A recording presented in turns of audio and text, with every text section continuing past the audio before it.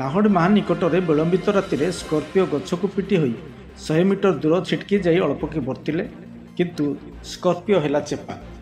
ଗତକାଲି ବିଳମ୍ବିତ ରାତିରେ ଏକ ସ୍କର୍ପିଓ OR02BW 6980 ଦ୍ରୁତ ଗତିରେ ଯାଇ ଦୁର୍ଘଟଣାଗ୍ରସ୍ତ ହୋଇଥିବା ଦେଖିବାକୁ ମିଳିଛି।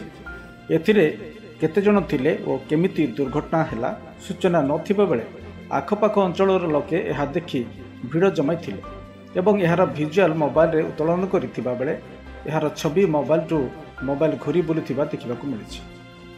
ନାହଡ଼ମାହା ନିକଟରେ ଏହିପରି ଦୁର୍ଘଟଣା ଘଟିଛି।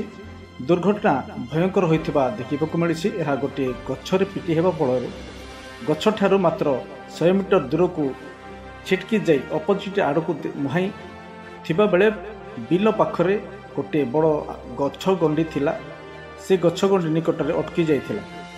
ଯଦି ଏହି ଗଛ ଗଣ୍ଡି ନଥାନ୍ତା ତେବେ ସେ ସ୍କର୍ପିଓ ବିଲରେ ପଡ଼ିଯାଇଥାନ୍ତା, ବିଲ ତଳକୁ ଖସି ଯାଇଥାନ୍ତା, କିନ୍ତୁ ତାହା ଅଟକି ଯାଇଥିଲା।